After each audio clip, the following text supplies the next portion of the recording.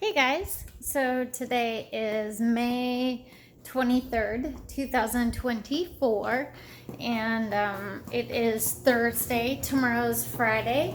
I bet you guys are getting super excited for school to almost be done. I'm not sure when you guys do finals. Warren, I'm not sure if you guys have finals. In your high school. I'm guessing the exhibition nights are maybe kind of your final, maybe, or at least that makes more sense that you guys would have a project that you work on for months and then you show the project. But Clara, I would assume that you have finals. I'm curious. Yeah, I wish I could know. Like, Clara, I know you are so smart. So academically, I'm sure there is no issue at all. And Warren, if you were having to take finals, I am 100% confident that your finals would go awesome. Now, for you not to be anxious or scared about it, or not scared about it, but anxious for the test, I'm sure even though you guys are really smart, I'm sure that you guys would still be anxious because it's finals, right? It's something that I think every kid can get anxious about. Even adults. I was anxious in college. I remember, sorry, I picked up this feather. It was kind of cool. I saw a bird fly out of that nest as I was walking back to the house. And I saw the feather, and it's so pretty. As the bird flew out of the nest, the feather fell down, and I habitually, I guess you could say, I collect feathers. Usually, when I find them, or actually almost always, it's when I find the feathers in areas that I was not expecting to find them, because I believe it is the Lord's way of showing me that His presence is with me. His angels are with me. I still collect them. I remember when I first started finding them, they were in the middle of winter inside the house where there was no feathers, not even blankets that would have had the feathers in them, or pillows that had feathers in them, because it was in the living room, and it wasn't in our house, it was in someone else's house. So ever since then, I have taken it as a symbol that the Lord, He loves me. He is fighting with me and for the cause. In fact, this is part of the destiny that He had written out, and His angels are working on our behalf. Before I forget, I wanted to tell you, so about your finals, I will be praying for you guys. I'm guessing they're probably going to start happening maybe next week or the week after, probably after Memorial, unless you guys are already having them now. I looked in the school calendar and it looked like June 10th was going to be your guys' last day, which I think is a Monday, because Warren, your birthday is on Tuesday. So it looks like they added a day because of a snow day. But so yeah, I'll be praying for, actually I will pray, I'm gonna start praying today, because maybe you guys are having finals this week, so that way everything's wrapped up before Memorial weekend. So I will start praying for your guys' finals, that everything goes well. Warren, I hope that your exhibition night went good the other night. I can't remember when I looked, if it was, I think it was on Tuesday or Wednesday night. I think it was Tuesday night is what I saw. And, oh, there's already bugs flying on me. I don't know how long I'll be able to be out here because the stinking bugs. Hold on, let me get this camera set up. There we go. All right, I don't know how long I'm going to be able to stay out here because I feel bugs flying all around. But, yeah, so your exhibition night, I wish I could have been there for you. And Clara, I'm so torn that I can't be involved in your guys' lives, but I'm praying for you guys. And I am starting to see things more clear of God's purpose, His plan in all of this, and I'm believing in His spoken promises to us. The other day, Warren, I was talking about King David, and actually addressed to Clara too. I was talking about how King David, that your friend, and I think I mentioned, Warren, your friend Ryan, but it was Ryder Stolenwork. I don't know if you remember him. I think he was about a year or a year and a half older than you.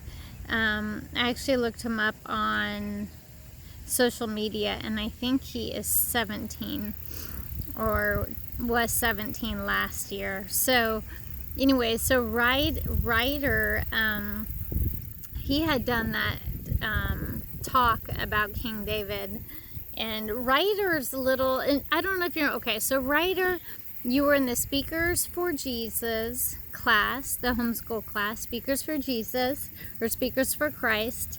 And then you also, Clara was friends with his little sister, and I think she was a little bit younger than Clara, or similar age. And she was really good friends with Cassie's daughter. And I'm drawing a blank on Cassie's daughter's name. I don't know, I'm drawing a blank right now, but so that was Ryder. And I don't know if you remember, you went with him a couple different times to do paintball, to play paintball with him and some other kids from the homeschool group. So maybe it's starting to, maybe the memory is coming back of who Ryder is. You did paintball with him, you were in Speakers for Christ with him. So they moved from Bend, Oregon, and they now live in Iowa, which is kind of interesting. Bend, Oregon to Iowa, it's interesting. But as I wanted to talk about a few memories. Obviously, Speakers for Jesus is one of those memories of going, and it was done at that church on the east side of Bend. And Clara and I would go and watch you do the speech every week. You guys had different topics, and then we would judge you guys. We'd fill out a little piece of paper and make comments. You didn't always have to talk that week. I think it rotated, and then you guys had different topics. But Speakers for Jesus was one of those memories, and Clara and I would go and watch you and cheer you on and record those, which I have quite a few of those recordings. And then also I still have those little notes. I think they're in one of your notebooks that I have in storage.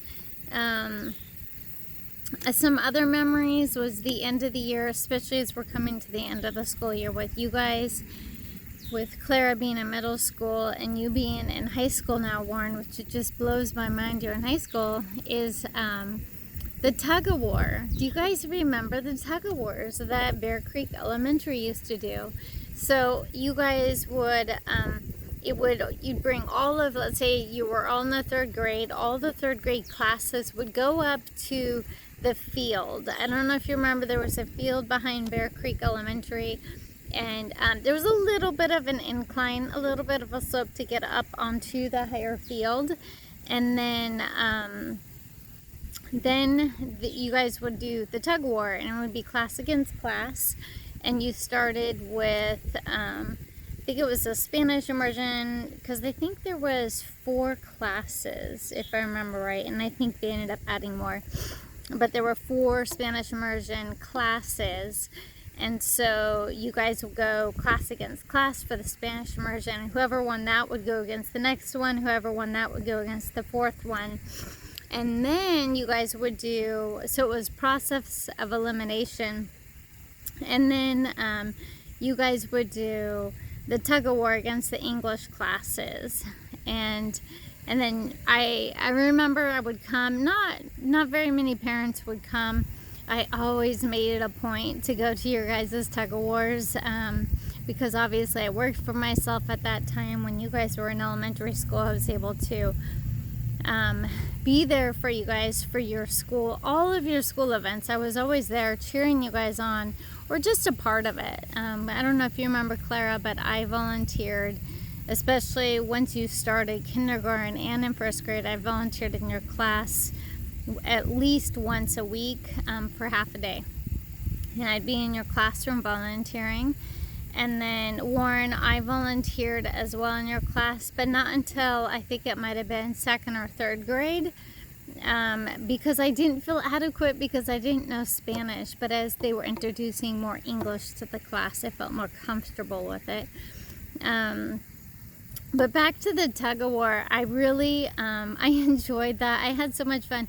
It was always such a blessing because it was always so beautiful. Somehow, we always got hot weather. There might have been one tug of war where it was raining and we had to do it in the gymnasium. I don't know if you remember that one, Warren. But either way, like at all of your guys' tug of wars, Clara and Warren, I was always there. And even Warren, all of yours, even before Clara started school, she would come with me to your tug of wars and we would cheer you on. We would bring popsicles or ice cream treats from Costco. I don't know if you remember that. And everybody would have a yummy treat afterwards as a celebration, which was kind of cool. Yeah, so those were kind of the two memories. I remember one year when I brought the ice cream treats. I think the first year I brought them, I didn't bring a cooler and it was really hot. And I had to figure out, I took them inside and I was able to get them inside the freezer there at the school. But it was trying to chase everyone down before your tug of war started. And that was really, that was stressful. So then the next year I bought these, I don't know if you remember them, but they were like, I think they were gray, like a silvery zip pocket that you could put freezer stuff in. It was just a bag and it was like silvery and maybe blue, and I put the ice cream treats in there to help keep them cold, and they actually stayed cold. They started getting soft by the time you guys were done with tug of war, and then you guys ate them really quickly.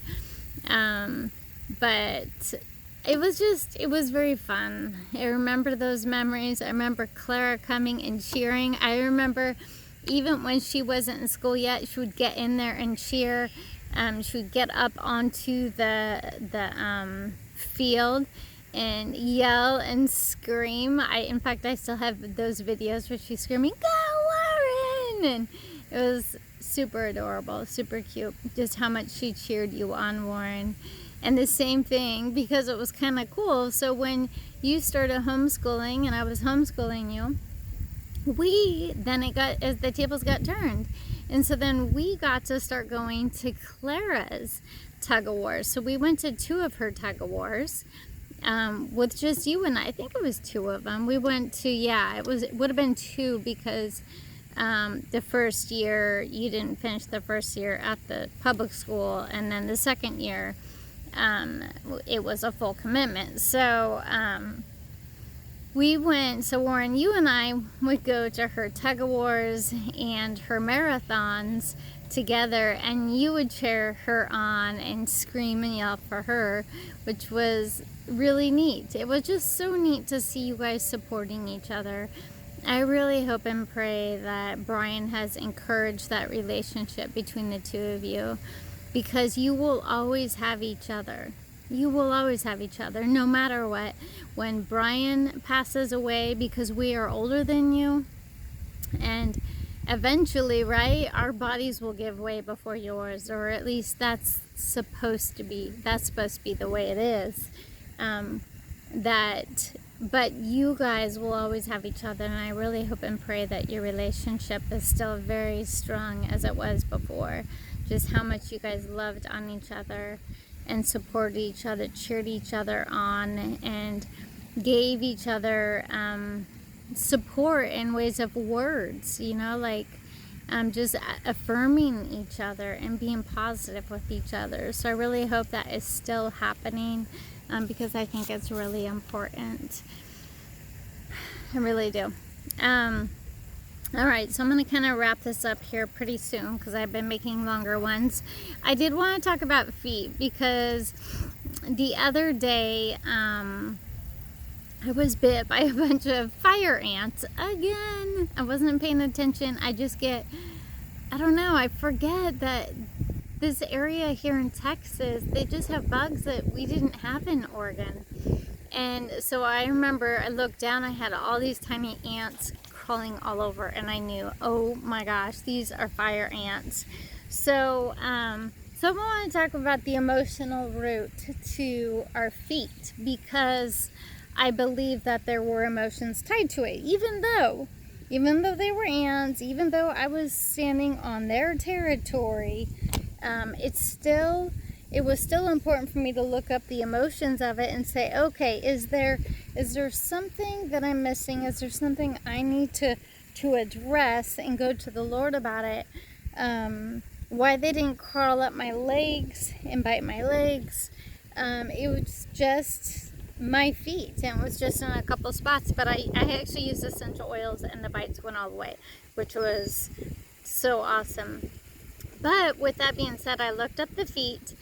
And feet, so if you ever have any issues with feet, the emotional root represents being present and being grounded in the here and now. So being present and grounded in the here and now.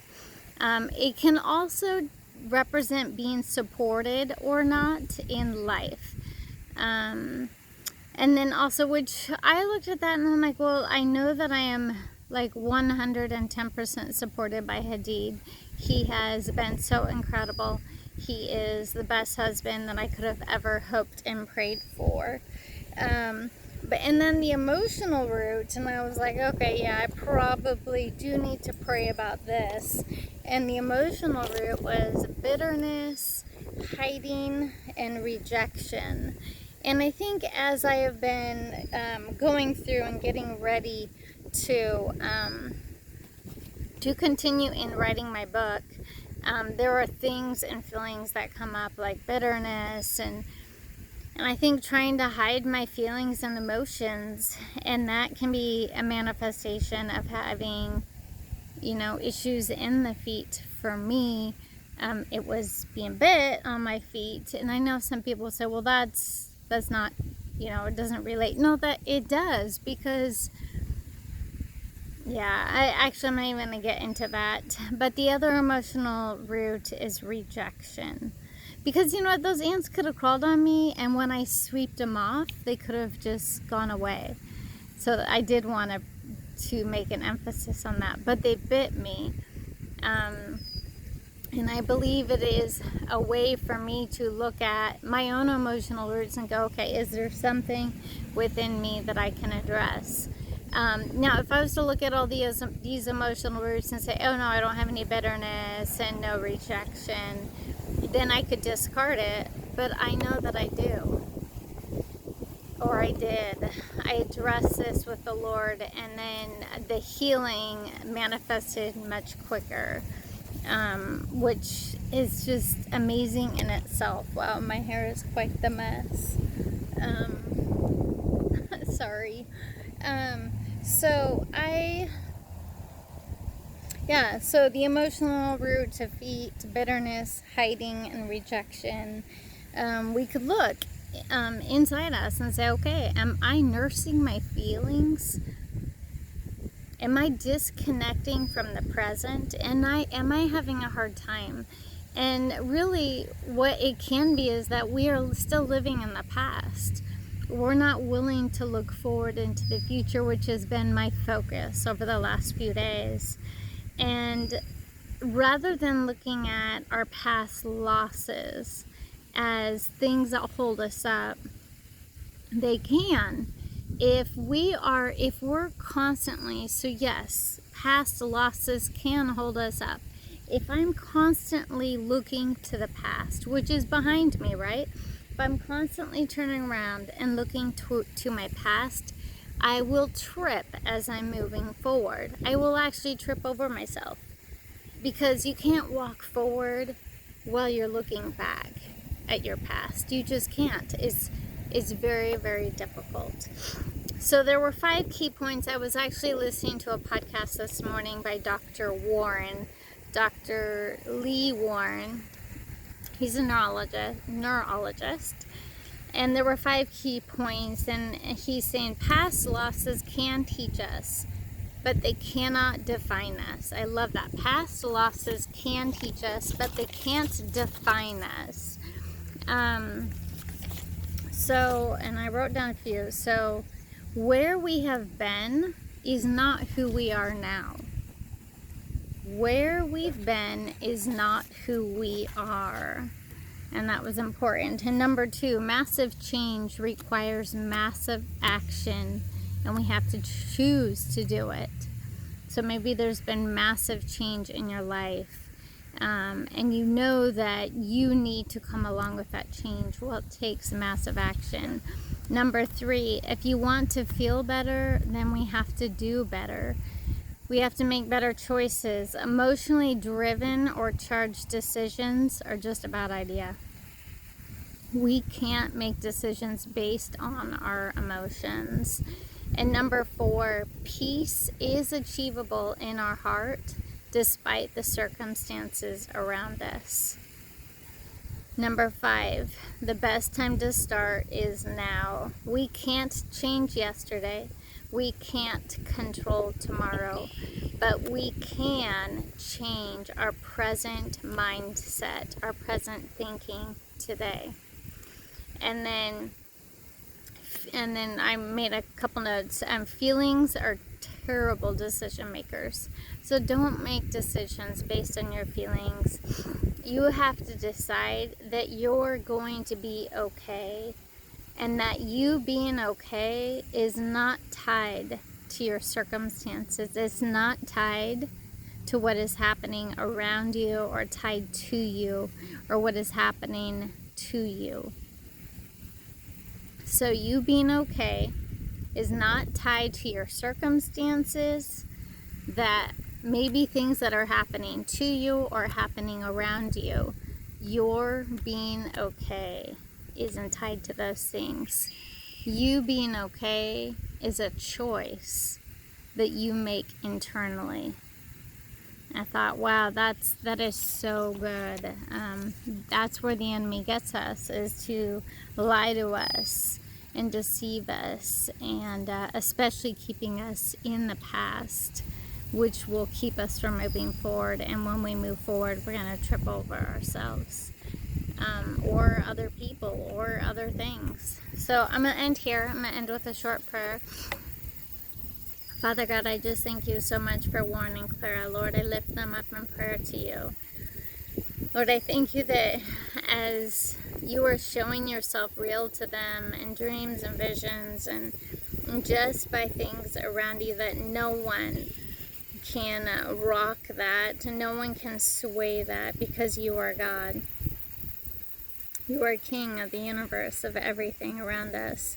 Lord, I thank you that you are showing Warren and Clara that they can be okay through Jesus Christ, who strengthens them, and that their circumstances, good or bad, are not tied to who they are and their identity, because they're perfect.